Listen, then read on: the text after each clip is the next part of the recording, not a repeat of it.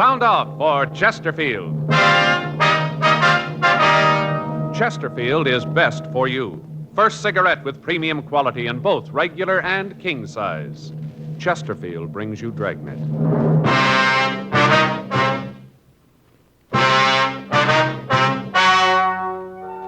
Ladies and gentlemen, the story you are about to hear is true.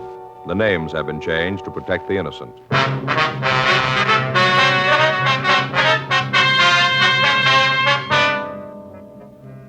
You're a detective sergeant. You're assigned to homicide detail. You get a call from a friend who's been offered $5,000 to kill a man. He can't tell you who made the offer. He does tell you that no matter what happens, the man is going to be killed. Your job? Stop it. Years ahead of them all. Chesterfield is years ahead of them all. The quality contrast between Chesterfield and other leading brands is a revealing story. Recent chemical analyses give an index of good quality for the country's 6 leading cigarette brands. The index of good quality table, which is a ratio of high sugar to low nicotine, shows Chesterfield quality highest. Chesterfield quality highest. 15% higher than its nearest competitor. Chesterfield quality highest. 31% higher than the average of the 5 other leading brands. Yes, Chesterfield is first with premium quality in both regular and king size. Don't you want to try a cigarette with a record like this? Chesterfield.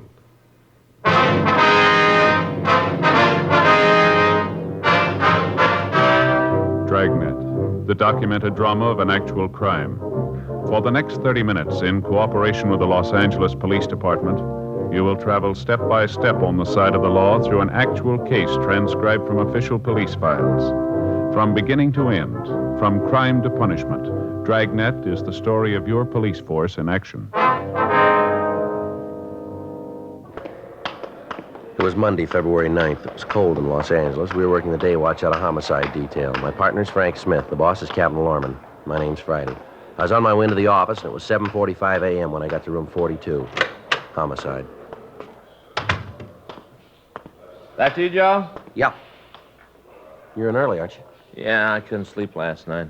Dropped off about 3 this morning, then woke up at 5, couldn't get back to sleep.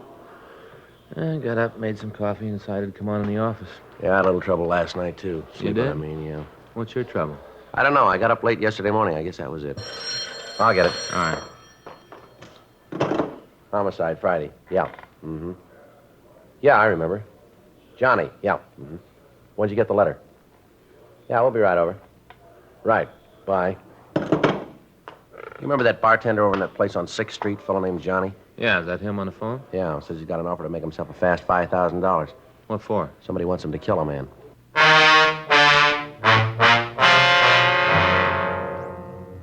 8:10 a.m. Frank and I drove over to John Bronson's apartment. He lived in a new development on Wilshire Boulevard. We checked the nameplates in the lobby of the building, and then we went up to apartment 6B.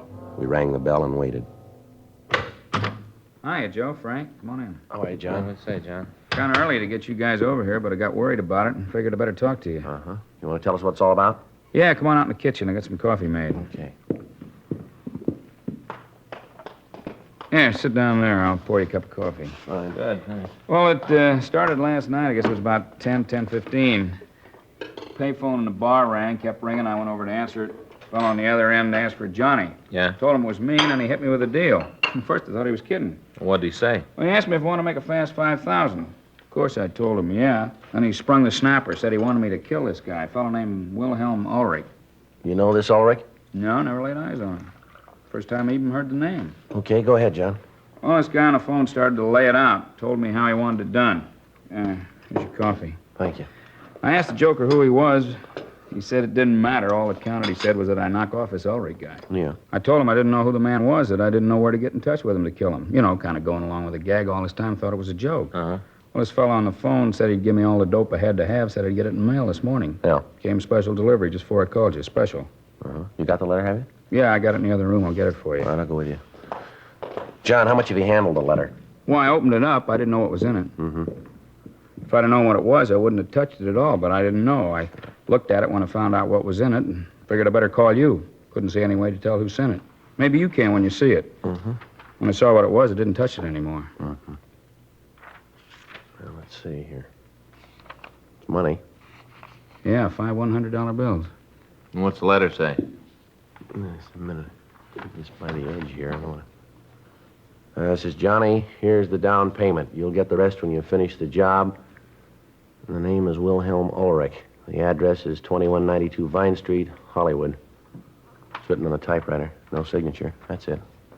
Let me see it, will you? Oh, you can see it here. First off, I thought the whole thing was a joke. I didn't believe it. You know, I just thought it was some drunk trying to be funny. We get calls like that all the time, guys trying to be funny. Yeah. And when I got this letter, I got scared. I ain't gonna kill nobody, especially somebody I don't even know, not for no 5,000. Did you recognize the voice on the phone, John? No, I don't think I ever heard it before. You got any idea why he'd call you? No, I've been clean. I haven't got a record. Nothing like that. I run a clean place. Never done anything that could tie me up with the rackets. Yeah, we know.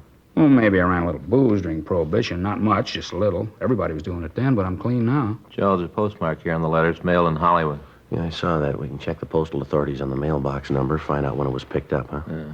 Time on it here is 11, looks like 11:45 last night. That's the time. You sure that you don't know Ulrich, John? Possible that he's been in your bar sometime, maybe, huh? Well, that'd be hard to say. We do a good business. Lots of people come in I don't know.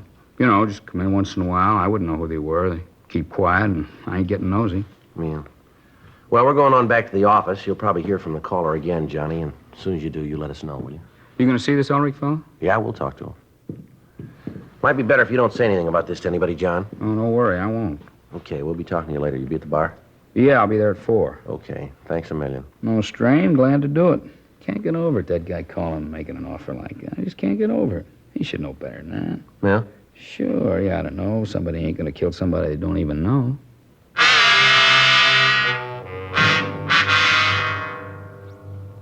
We drove back to the city hall and turned the letter over to the crime lab to see if they could find any physical evidence to help us identify the writer.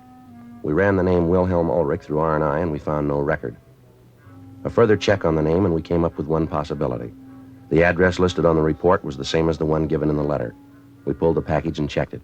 Let's take a look at it. All right. Well, let's see. There's a crime report and a statement here.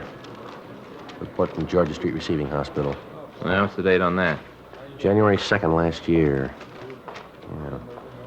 Well, it seems this Ulrich got a hold of some poison wine. Wine. Yeah. Hey, wait a minute. Yeah? You remember Joe? He was an old guy. He was a German. He got a bottle of wine for Christmas and opened it New Year's Day. We worked that case with LaMonica and Galindo. Oh, sure, I remember now, yeah. We ran down some of the leads for him. They didn't go anywhere. Yeah. That was the one where he didn't know where the wine came from, isn't it? Yeah. Nothing came from it. The leads didn't go anyplace. As I remember, he's a nice old guy. Wonder why somebody's after him. I don't know. Last time we couldn't find anybody with a motive. Well, there's one someplace.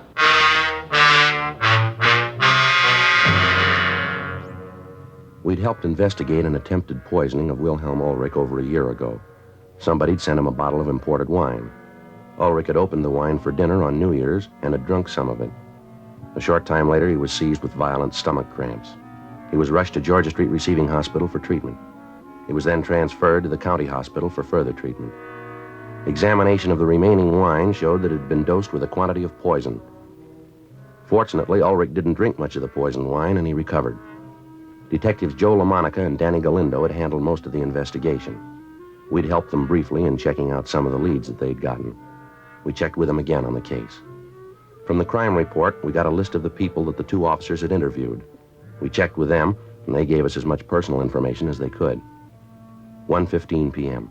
We drove out to see Wilhelm Ulrich. We found him in the yard digging in a rose bed. No, I can't understand it. I never quite believed that about the wine, sir. Well, why do you say that, Ulrich? Well, I found it hard to believe in my heart that anyone would want to do me harm. I have no enemies. No one that hates me enough to want to kill me, I'm sure of that. Well, I'm afraid you could be wrong about that, Ulrich. The officer said that before. Somehow, though, I just can't believe it. I've nothing anyone would want to kill me for. All of the people I know are my friends. We all get along. Yes, sir. Look at that. Isn't that a beautiful rose? Such loveliness. Mm-hmm. No? I'm sorry, officers. You're mistaken about this. I wonder if we could talk to you in the house, sir. Yes, that might be better. I could make you a cup of hot tea if you'd like. No, sir, thanks, just the same.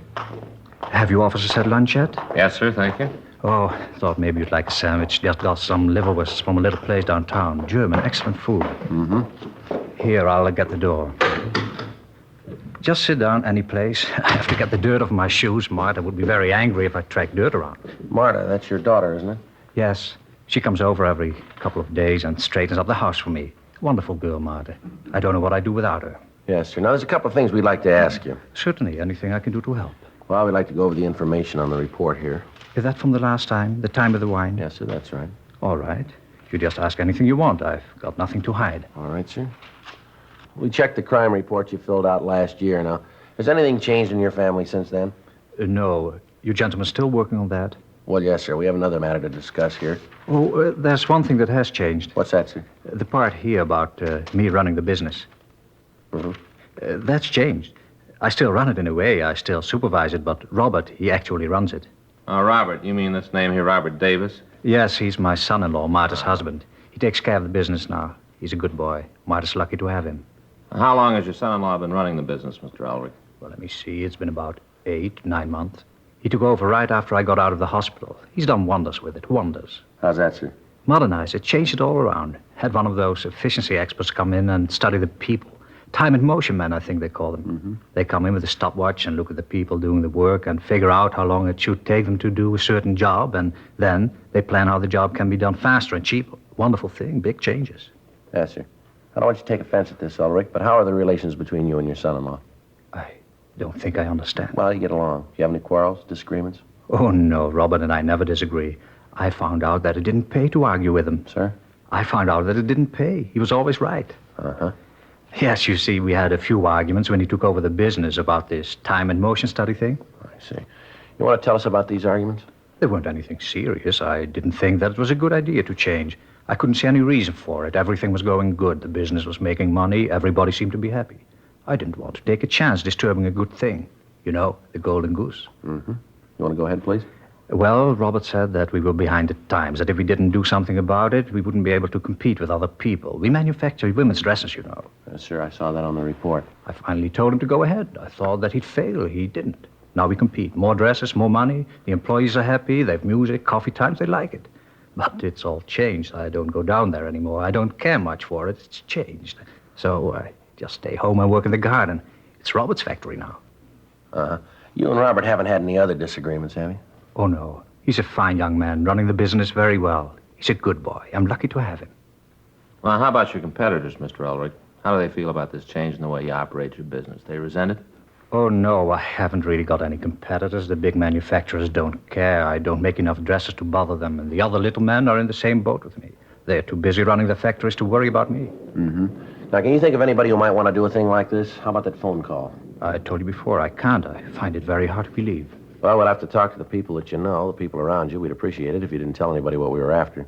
If you want it that way, it's so hard to believe. I still think you're wrong. Looks like it's going to rain. Be good for the flowers. It's been dry up in the valley. Farmers need the rain. Yes, sir. Now, you'll go along with us on this thing, will you? Not tell anybody about it? Sure, I'll help. It's all right if I tell my daughter and son-in-law about it, isn't it? Well, it'd be better if you didn't say anything to him or your daughter, not to anybody. But they're going to see you here. They're going to ask questions. They're not stupid. Yes, sir. You could tell them that we were asking about somebody that you employ. How'll that be? What do I say if Robert asks what it's about? I have no secrets from him. Well, tell them we ask you not to tell anybody about it. Tell them it's police business. Happens all the time. I suppose I could do that, but I don't like it. I don't like it at all. It's lying. Yes, sir. That may be true, but it's the best way. Oh, I guess it's a small lie. I can tell myself that. It's a small lie. Well, we'll have some policemen come out and watch Mr. Ulrich until we find the person who's doing this. Do you have to do that? Yes, sir. I'm afraid so. Well, no, I don't like that at all. Even worse than the lying. No, I don't like it at all. Mr. Ulrich, I wonder if you really understand that when we ask you not to tell anybody about this, when we want to keep you under surveillance, it's just for your protection. But if what you say is true, if somebody really does want to kill me, if somebody hates me that much, Yes, sir. can you stop them?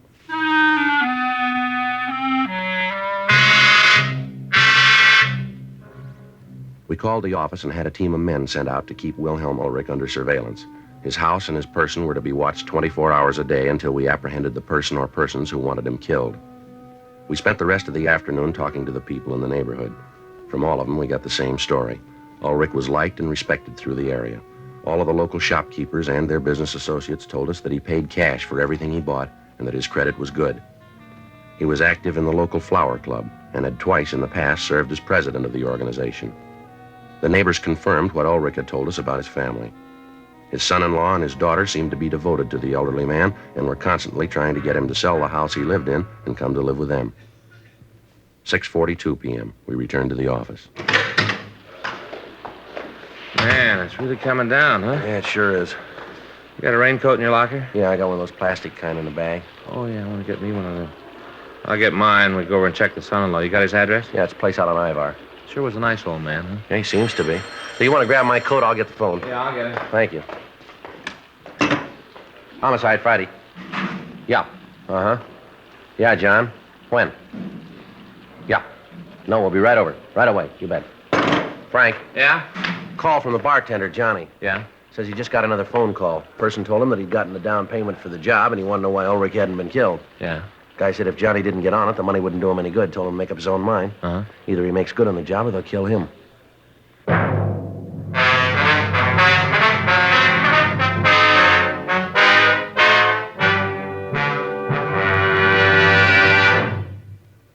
You are listening to Dragnet, the authentic story of your police force in action. Chesterfield is best for you. Listen to Chesterfield's record. For a full year and 2 months, a doctor has been making regular examinations of a group of Chesterfield smokers, and he reports no adverse effects to the nose, throat, and sinuses from smoking Chesterfields. Don't you want to try a cigarette with a record like this?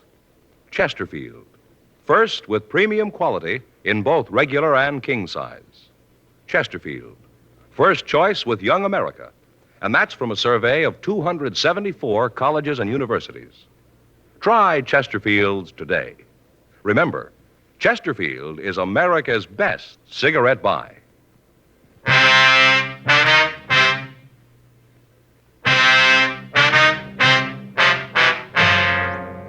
7:10 p.m. We got to the bar on 6th Street. There were only a couple of people in the place. The bartender, Johnny, told us of the phone call that he'd received. He said that the person on the phone had told him that if he didn't hurry up and kill Ulrich, Johnny himself would be taken care of.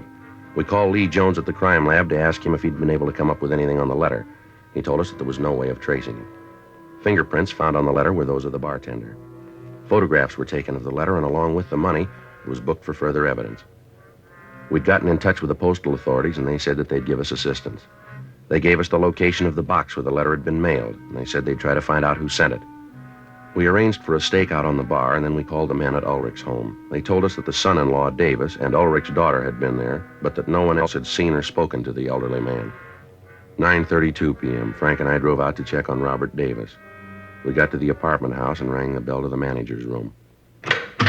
Yes? Miss Franklin? Yes, what is it? Police officers, ma'am. We'd like to talk to you if we could. Oh, well, I suppose it's all right. Come on in. Thank you very much. Thank you very much, man.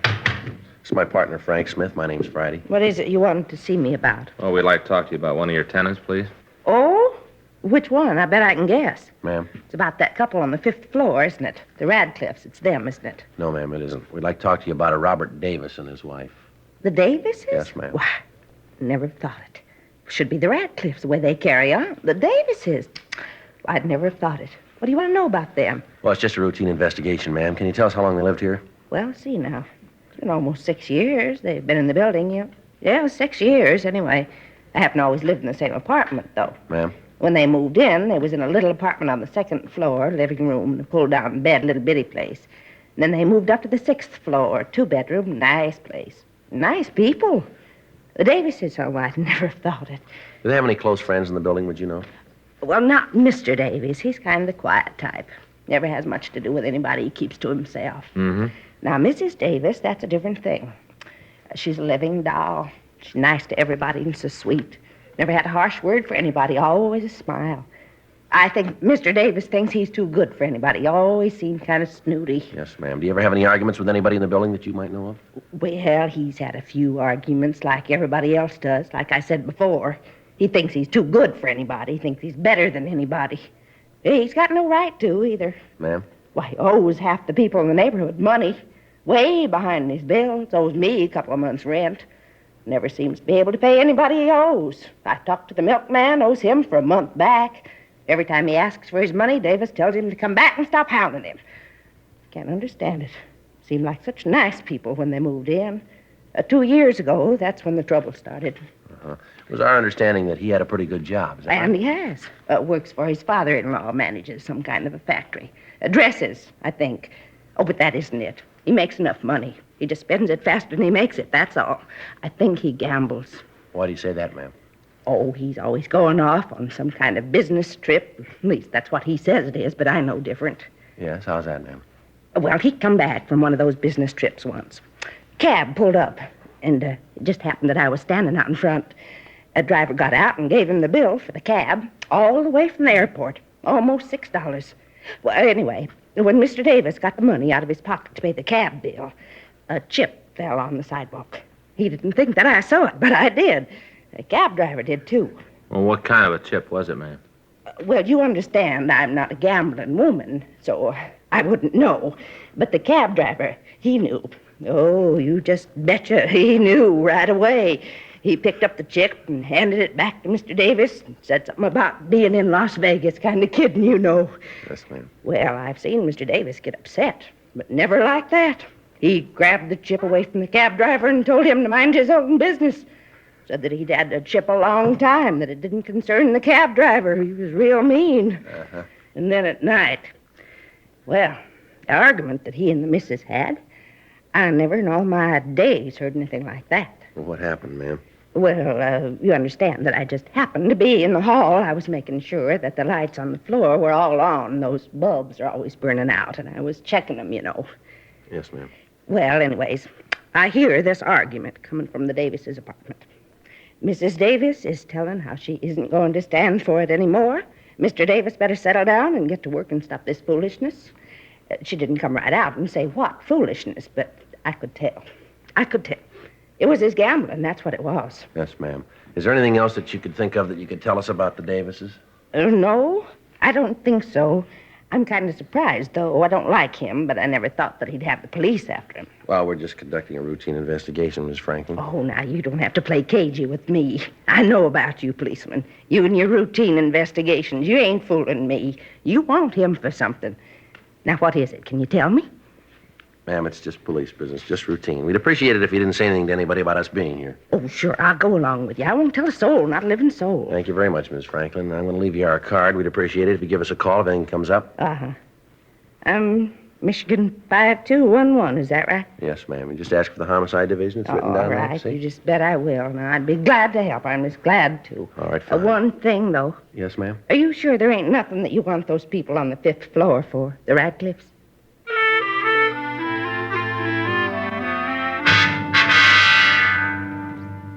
From the manager's office, we called the Ulrich home. We talked to Mr. Ulrich. He told us about the visit that afternoon from the Davises. He said that he hadn't told Robert Davis anything about the threats on his life. We went upstairs and talked to Davis. We told him that we had a serious matter to discuss with him, and we asked him to accompany us down to the city hall. I don't know what you're talking about. I told the police everything I know about this a year ago. I don't know anything about it. Wish I could help, but I can't. You know, this has got me worried. Well, if you haven't done anything wrong, you got nothing to worry about. I haven't done anything wrong. In here. Go ahead. All right. Now tell me what this is all about. Frank, Yeah, you want to check the office, see if we got any answers to the calls this afternoon? right.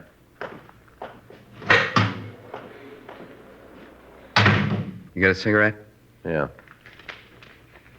Help yourself. Well, let's get to it, huh? I gotta get home and get some sleep. I got a rough day tomorrow. This won't take very long. How do you get along with your father-in-law? All right, why? Like to know? Well, I don't see how that concerns you, but you ask, so I'll tell you. We get along fine, me and the old man. We get along just great. Does that make you happy? That's not the point. Anything? No, nothing new.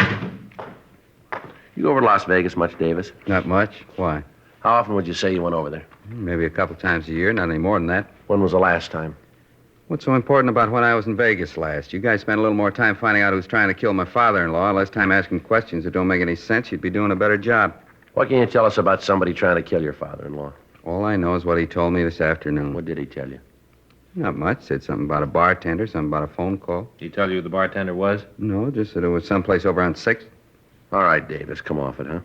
What do you mean, come off it? You want to tell us why you did it, or do you want us to tell you? Did what? I got nothing to tell you. I don't know what you guys are talking about. We talked to your father-in-law this morning.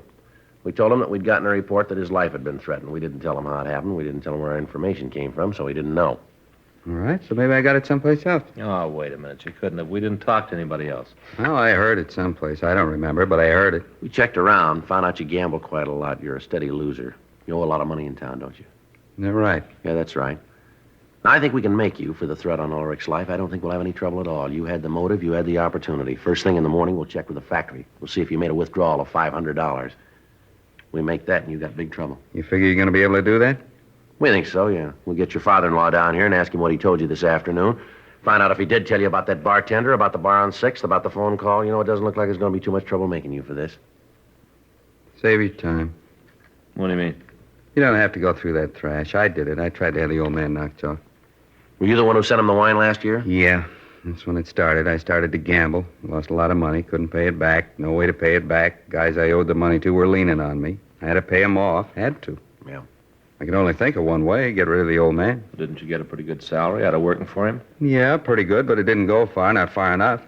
I tried to win it back, make good on the losses I had. I couldn't do it. The more I gambled, the worse it got. I just couldn't do it. Wasn't any other way. No other way. I decided to kill the old man. It's the only way. Can't you see that? It's the only way I could get clear. Yeah. I figured if I could get rid of the old man, I'd have everything fixed. Everything would be okay. Guess it worked out all right anyway. What do you mean?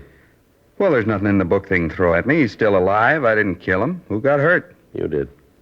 Well, how do you figure? I didn't kill him. You're going to jail for trying.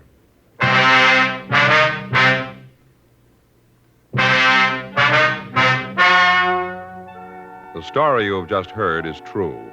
The names were changed to protect the innocent. On June 18th, trial was held in Department 89, Superior Court of the State of California, in and for the County of Los Angeles. In a moment, the results of that trial. And now, here is our star, Jack Webb. Thank you, George Fenneman.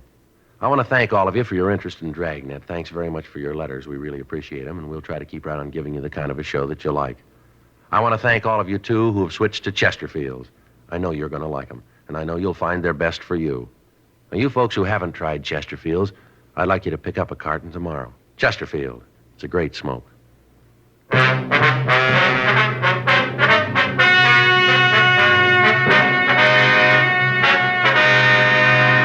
Robert Walter Davis was tried and convicted of attempted homicide. He received sentence as prescribed by law. Attempted homicide is punishable by imprisonment in the state penitentiary for a period of not less than 20 years.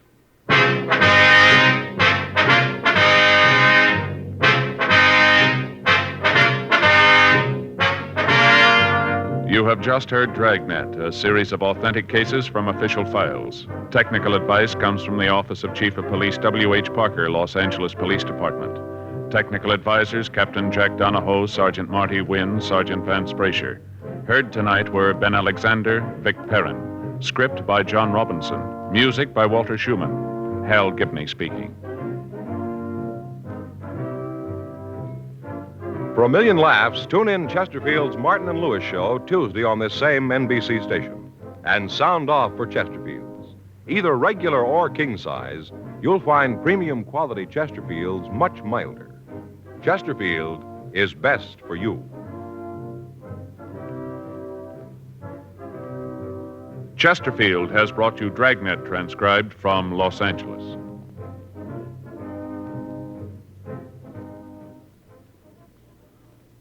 Now, new Fatima has the tip for your lips. Fatima tips of perfect cork. King size for natural filtering. Fatima quality for a much better flavor and aroma. So remember, new Fatima has the tip for your lips. Fatima. See how smooth they are. Remember, Fatima is made by the makers of Chesterfield, Liggett and Myers, one of tobacco's most respected names. Tonight, it's Adventure with Barry Craig on NBC.